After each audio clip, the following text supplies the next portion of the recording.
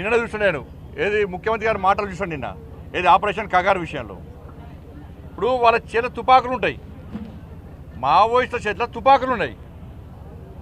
దాన్ని రాష్ట్ర ముఖ్యమంత్రి గారు ఏమంటారు, సామాజిక కొంత చూస్తున్నట్టారు. ఇది ఎక్కడ పద్ధతి? వాళ్ళ చేతిలో తుపాకులు ఉన్నాయి, వాళ్ళు మైండ్స్ని పెట్టిండ్రు పోలీసులు చంపడానికి. మీ కాంగ్రెస్ పార్టీ ప్రభుత్వమే మావోయిస్టులను నిషేధించింది, కాంగ్రెస్ పార్టీ ప్రభుత్వమే నిషేధించింది. మీ ప్రభుత్వం మీ పార్టీ నిషేధించినటువంటి దాన్ని మీరు పడుచుకోకుండా దాని సామాజిక కొంత చూస్తున్న రాష్ట్ర ముఖ్యమంత్రి చెప్పడము, మంత్రులు దీన్ని ఖండించడము, ఇది మంచి పద్ధతి కాదు. దమ్ముంటే ధైర్యం ఉంటే రాష్ట్ర ముఖ్యమంత్రి గారిని చలో మావోయిస్టులను నిషేధం తొలగించే దమ్ము మీకుందా? మరి ప్రజలు తిరగబడతారు ఇవాళ. కానీ దాని గిరిజనుల పేరుతోని దాన్ని చూడడానికి మంచి పద్ధతి కాదు. గిరిజనులు ఎవరు పోలీసులను చంపరు, గిరిజనులు ఎవరు మైండ్స్ పెట్టి బ్లాస్టింగ్ చేయరు, గిరిజనులు ఎవరు అమాయకులను చంపరు, గిరిజనుల చేత తుపాకులు ఉన్నాయి. కాబట్టి అనేక మంది అమాయకులను చంపిర్రు. కూడా దాని మీద ఈ సంఘాలు ఎప్పుడు మాట్లాడాయి.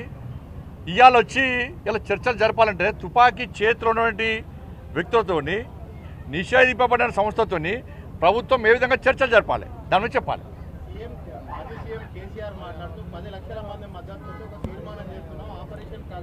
10 లక్షల మంది వచ్చిన మీటింగ్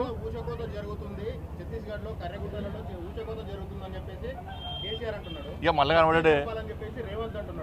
ఇప్పుడు ఈ నాయకుడు ఒకటే నేను స్పష్టంగా చెప్తున్నాను, ఇద్దరు నాయకులకు చెప్తున్నాను, మీరు పోటీ పడి వాళ్ళకి సపోర్ట్ చేసే ప్రయత్నం చేస్తున్నారు. ఇవాళ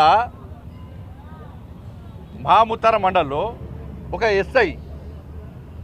ఎస్ఐని బ్లాస్టింగ్తో చంపేశారు. ఆ రోజు ఎస్ఐ భార్య సీమంతం పాపం ఒక కానిస్టేబుల్ చంపేసారు. ఆ రోజే ఆ కానిస్టేబుల్ కొడుకు బర్త్డే.